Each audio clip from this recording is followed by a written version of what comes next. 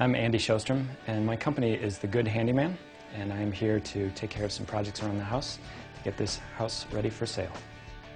In this case, the customer has chosen a nice, soft chocolate milk color that's going to work really well in here. They got a good choice in sheen, too, which is the eggshell color, and that's going to stand up well to the abuse of bathrooms. You can wipe it down, you can rub it down with a rag, you can hit it with mild solvents, and it doesn't take any damage. Use your paintbrush to get things back in the can. Throughout this process, you want to make sure that you're taking care to keep things clean. I can't tell you how quickly a painting job can get crazy based on how much mess you're creating. So clean up as you go. And always, always, always, always keep the can shut when you're not using it. Somebody's going to kick it over, and you're going to have a gallon of paint spill over your hardwood floor before you know it. So first step is you're going to want to make sure and cut in, which means that you're going to use a brush to cut against all the surfaces where a roller is not going to get in tight enough. And you don't want to put in a ton of paint, because the concern is that even though you've taped off really well, that sometimes that paint will bleed in behind. So the best way to do it is get some paint on your brush, load it up like this, and use the back side of the tray to give you a working surface against that, and that loads the brush up evenly. You don't want all your paint at the front edge of the brush, you don't want it all at the back edge. A nice, even, smooth finish is achieved by having a full, nice, uniform brush. And you never want to work directly against the tape. You want to come in up high and work your way down like this. And the rationale there is that you don't want to overload down low. You can always bring it away. The other thing, too, is don't start way in the corner, because then you're going to be digging paint out, and that's really difficult to do. It's nice to have a nice angled brush. Gives you a chance to get into corners in a way that flat-edge brushes don't.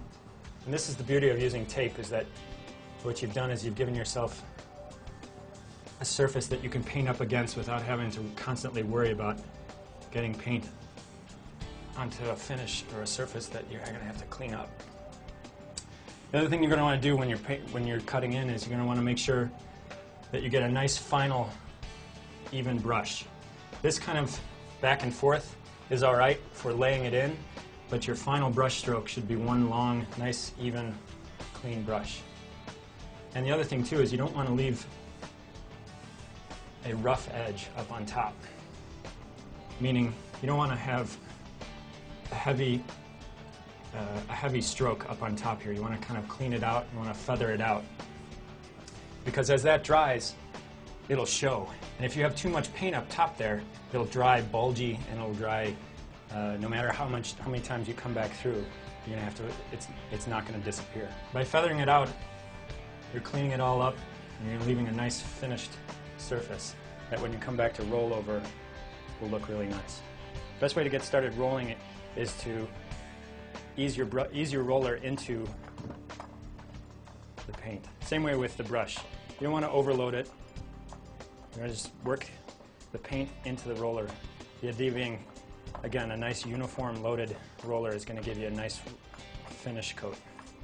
If you put it on too heavy in one location, if you just dump it in there, one edge of the roller or one side of the roller is just going to be fully loaded. You're going to get it up on that wall, and it's going to leave lumps. You never want to start down close to an edge, because otherwise you're going to have to be digging that out. You always want to work in Z fashion. The idea being you want to cover your strokes. Work from the center and work your way out. Take the paint that you've loaded right here in the center and just kind of start to draw it out. So as I come back through that center point, I'm picking up more paint and bringing it out to the edges. The other thing, too, about this first coat is it doesn't have to be so heavy that it covers completely.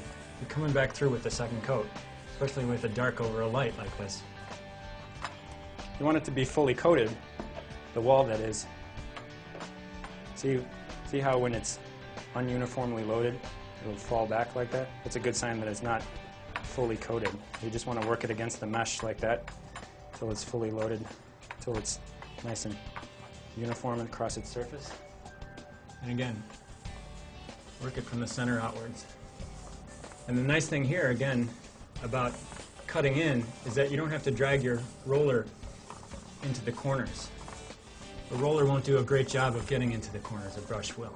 And you want to work pretty quickly too, because as the paint starts to dry, if you drag your roller back over a beginning to dry surface, that roller will actually pick up that paint that's beginning to dry and start to peel it away.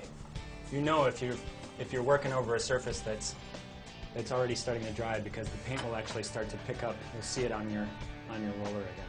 You can see I also cut around the fixture here because, again, it's easier to get in close with the brush. Let the roller do its work. Putting too much pressure on it squeezes paint out of the roller, makes for a lumpy surface. So this first coat is all about nice and easy, nice and simple, not too much paint, and working quickly. Get it as uniform as you can. And again, you don't want these little short strokes like this. You want nice long strokes. And your last roll should come down towards you, and then as you do, you want to bring it away from the wall. You don't want to leave a last spot like that. You want it to come off in a nice feathered fashion. You can't go wrong with it. Painting's easy. You can come back and do it again if it doesn't go right for you. It's fun. It's a nice, easy thing you can do, and it makes a big impact.